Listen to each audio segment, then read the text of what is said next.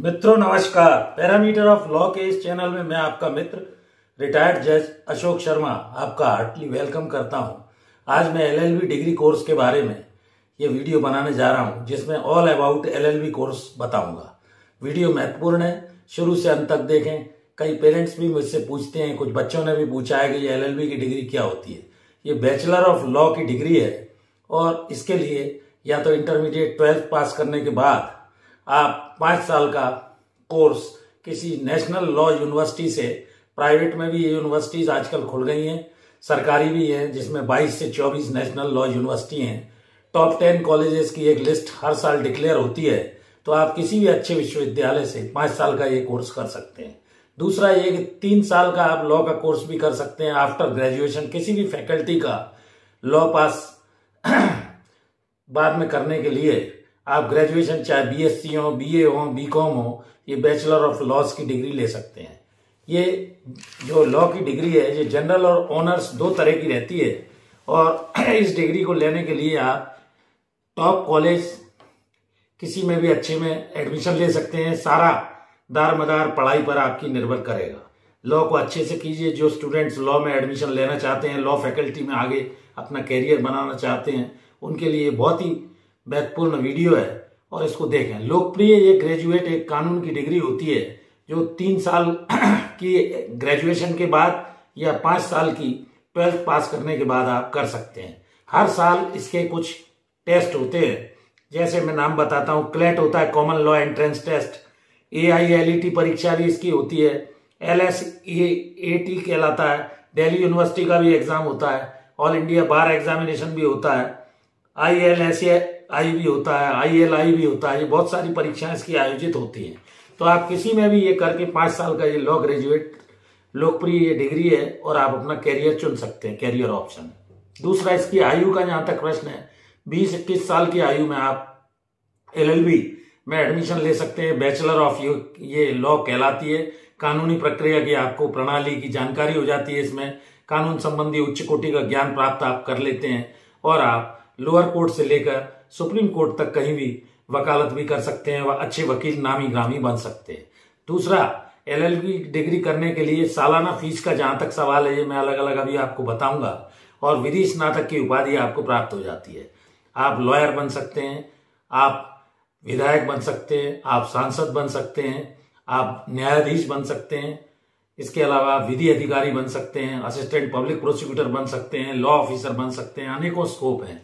तो विधि स्नातक की उपाधि के लिए इसमें आपको लॉ ऑफ कॉन्ट्रैक्ट पढ़ाया जाता है, क्रिमिनल और सिविल का ज्ञान कराया जाता है, सिटीजन एक्ट जो इंडिया का है वो पढ़ाया जाता है, प्रॉपर्टी लॉ पढ़ाया जाता है, कॉर्पोरेट पढ़ाया जाता है, कॉन्स्टिट्यूशनल लॉ तथा विभिन्न प्रकार के लॉज का आपको ज्ञान कराया जाता है। तो आप लिटिगेंट लॉयर बन सकते हैं, कॉर्पोरेट लॉयर बन सकते हैं, जज बन सकते हैं, लीगल एडवाइजर बन सकते हैं। ये सारे इसके स्कोप है।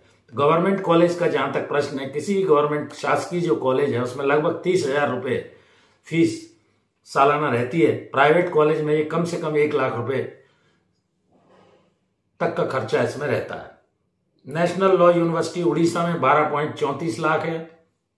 इसके अलावा national university law university Jodhpur में इसकी फीस 12.36 लाख है, जबकि national law institute university Bhopal में 9.57 लाख है। ये मैं लगभग आपको बता रहा हूं। IIT खड़गपुर में इसकी 3.55 लाख रुपए है। इसी तरह GNLU Gujarat national law university में 8.92 लाख है। Faculty of law university of Delhi से करने पर आपको 16,284 रुपए की फीस मंथली हो सकती है लगभग। Faculty of law Jamia Millia Islamia university Delhi में करीब 52,000 रुपए प्रति माह है। Faculty of law BHU Varanasi में लगभग 5,618 रुपए है प्रति माह। इसके अलावा वेस्ट बंगाल नेशनल यूनिवर्सिटी में 11.60 लाख रुपए एनुअल आपको फीस देनी पड़ेगी। Andhra university BR Ambedkar college की जो विशाखापट्टनम में है, इसमें 30,000 रुपए प्रति माह का लगभग खर्चा आता है। तो आप ये सरकारी इनमें भी किसी में कर सकते हैं।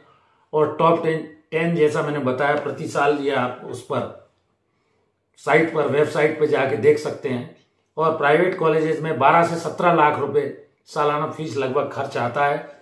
MS रामिया कॉलेज MSRCL कहलाता है, इसमें 8 लाख रुपए के करीब का खर्चा आता है।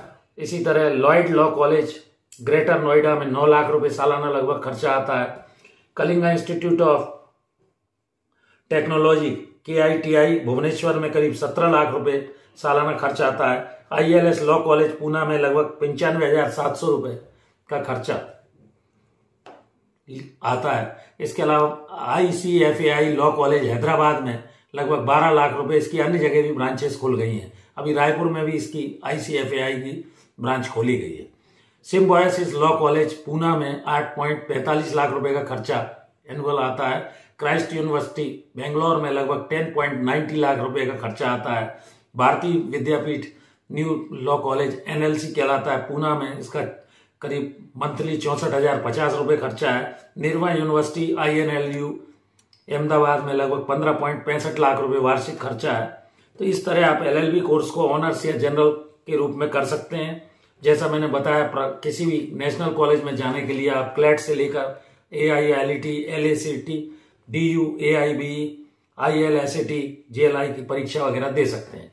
तो इस परीक्षा को पास करने के बाद एक आप विधि स्नातक के रूप में विधि की आपको डिग्री मिलेगी और आप किसी भी junior judicial assistant, assistant court secretary, assistant prosecution officer, APP, न्यायाधीश, जज and advocate general, court clerk, deputy legal manager, adviser, senior law officer, civil, criminal, family insurance, bank आदि में किसी में भी एडवोकेट के रूप में कार्य कर सकते हैं। लेक्चरर बन सकते हैं।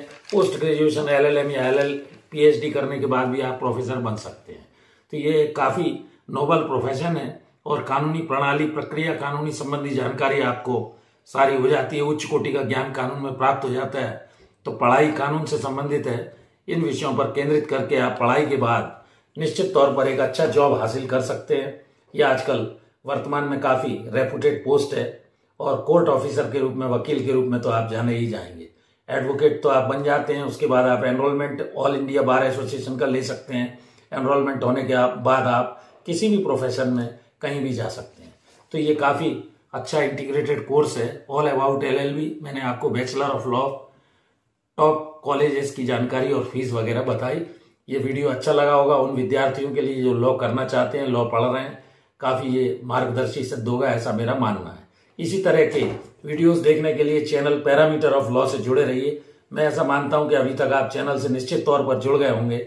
यदि नहीं जुड़े हैं तो कृपया चैनल से जुड़ जाइए, वीडियोस देखिए, लाइक कीजिए, शेयर कीजिए, अपने दोस्तों परिचितों को चैनल के बारे में बताइए। मैं हृदय से आपका आभारी हूं और चैनल से जुड़ने के लिए आपको धन्यवाद ज्ञापित करता हूं। नमस्कार। इस वीडियो में यहीं तक, कल फिर मिलते हैं नए वीडियो के साथ। नमस्कार।